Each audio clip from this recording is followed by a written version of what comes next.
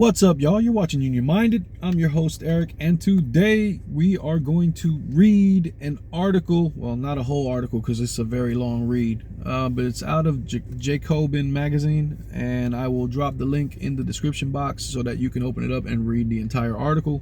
I'm not going to read through the whole thing, but I am going to skim through it and try to pull out some interesting tidbits. This is an article about the UAW, the United Auto Workers. It says, "Can the UAW rise again?" And it's a very extensive article. And the reason that I'm bringing it to you is because the UAW, just like the Teamster, recently approved one member, one vote.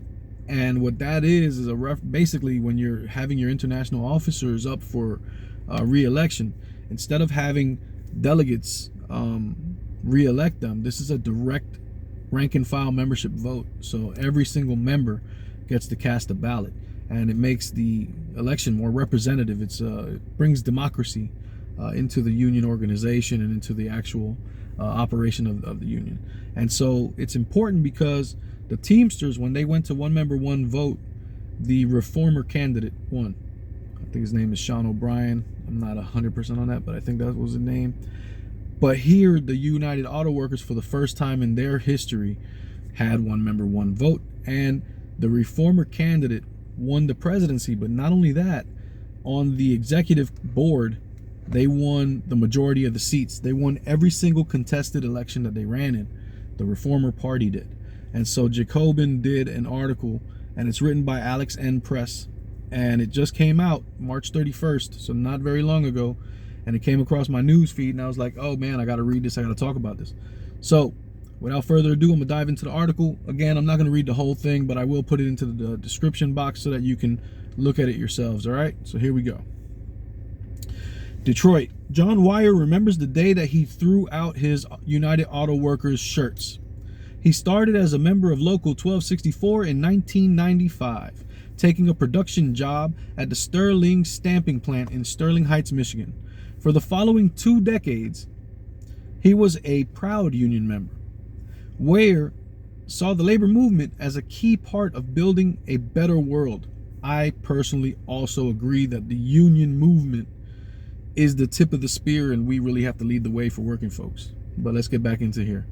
But by 2014, he realized that some of the UAW leaders to whom he had long looked up were deeply corrupt, spending members' dues on extended, lavish California vacations and luxury goods. Think about how hard one of our nurses, this is a quote, think about how hard one of our nurses in Toledo on the midnight shift has to work for 2.5 hours of her time a month to pay union dues, said Ware, when I asked him why the corruption scandal that has roiled the union in recent years hit him so hard. She's cleaning somebody's diaper, wiping somebody's butt, and staying on her feet for 12 hours to pay those dues. Or think about the single mother who is working the second shift and can't see her kids because they're in school. How hard does she work for her dues? The union's leaders were stealing that money from our members. The loss of union pride was so devastating that he briefly saw a therapist to help him grieve. For years, he turned his focus elsewhere to coaching youth sports. It was only in the lead up to the most recent international leadership election that he became active in the union again. And here's where it talks about the uniqueness of this election. The election was the first in the UAW's 87-year history in which international leadership would be directly elected by members rather than by delegates. One member, one vote. The former system had been rife with favoritism, controlled by the administration caucus that had ruled the union and crushed internal dissent since it was created by the UAW's most famous president, Walter Reuther. A federal monitor was appointed in the wake of a corruption scandal that landed 12 UAW officials, including 2 former presidents, in prison. The union agreed to hold a referendum on direct elections. In 2021, that referendum passed with 63% of ballots in favor. I'm curious to know, if we were to have a referendum in the IBEW, what would be the results of that referendum on the one member, one vote initiative. I wonder if it would even pass a 50% threshold or not. I'm just curious to know, but it would be something I would support having a vote on. and I personally would support one member, one vote. But anyway, let's get back to the article. Shawn Fain, a union staffer and former local UAW leader from Kokomo, Indiana, ran for president on a slate called UAW Members United. The slate was backed by Unite All Workers for Democracy, an internal caucus that had formed in 2019 to push for direct elections. When the membership voted in favor of direct elections, the caucus decided to back challengers for 7 seats on the International's executive board under the slogan, "No corruption, no concession, no tiers." Tiers as in first tier, second tier, third tier, not tiers as in boo-hoo tiers, not those tiers. Weyer joined UAWD. He had known Fain since 2011. That year, Fain was on the negotiating team for the Stellantis, which used to be called Chrysler, but is now called Stellantis, contract. And Weyer was helping with social media, keeping members informed about the negotiations through Facebook.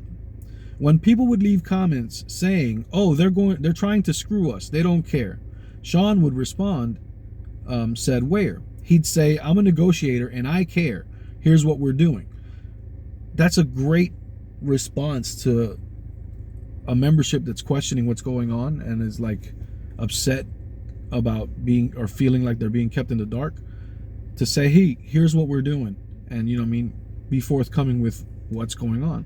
The two stayed in touch. When Fain was sworn in as the new UAW International President on March 26, 2023, so like I said, this is very recent, after a runoff election against incumbent Ray Curry that he won by fewer than 500 votes, Weyer was at the ceremony. "When I found out that Shawn won, this weight that I didn't even know I was carrying fell on my shoulders," said Weyer. "I was just so proud. I was proud of my union." After years of corruption and decades of decline, members like Weyer see immense possibilities for a fighting democratic unionism free of corruption under Fain's leadership. The UAWD-backed candidates won all 7 executive board races, giving them the edge over the administration caucus's 6 seats on the board. There is also one independent, but it's easier to change a union president than it is to change a union's culture, particularly one in which corruption has been the norm and internal democracy has been all but non-existent. And if the UAW bargaining convention this week is any indication, the union reformers have a long road ahead of them. So then they had this caucus, this convention, and so to sum it up, the administration's caucus was kind of combative and standoffish to the new administration, the reformers administration, and was kind of like giving some pushback to any of these new ideas. But by the end of the convention, they decided to come together because they're getting ready to negotiate a new contract. They decided to come together, and this new president's goal is to win back all of the concessions that they had given up over the years and to put militancy back into the union. And some of the things that he said that I really like were, we're coming together to prepare ourselves for the war against our one and only true enemy, multi-billion-dollar corporations, which is absolute fact. You hear me say this all the time. And then I want to also scroll down to the bottom, because there was a part where they give quotes of his speech, and I want to give it to you so that you guys can hear what this new age union leader sounded like. So first he quoted Dr. Martin Luther King Jr.'s final book, Where Do We Go From Here, in his speech, and he said about what King wrote, he said this: "We have left the realm of constitutional rights and we are entering the area of human rights. The Constitution assured the right to vote, but there is no such assurance of the right to adequate housing or the right to adequate income. Achievement of these goals will be a lot more difficult and require much more discipline, understanding, organization, and sacrifice." Those were King's words. Fain, which is the new president's name, he says, "Dr. King's words resonate with us today." And then he said from the stage these words, and I'm quoting his speech: "Our union is moving from rights on paper to rights in action. We've won the right to vote for our top leadership. We have the right to strike. We have the right to a grievance procedure. We have the right to arbitration, to collective bargaining, but we have not yet won the rights that will fundamentally change this union and change this country. We've not yet won racial and economic justice in the workplace for all of our members. We've not yet won equal pay for equal work with an end to tiers in our contracts that divide our members. We've not yet won an end to plant closures that destroy our working class communities and tear our families and our members' lives apart. We've not yet won a higher education system that creates good jobs and provides free education as a public good. We've not yet won retirement security and health care and pensions for all. We've not yet won rights on the job for the hundreds of thousands of unorganized auto workers and millions of other workers across the country. Not yet, but I believe we will. And by the end of his speech, he had a standing ovation by the caucus, by the whole convention. Everybody was behind him at that point. And they asked Weyer, the gentleman from the beginning of the article, how he felt about his union now and the convention, and he smiled and replied, "I'm optimistic, aren't you?"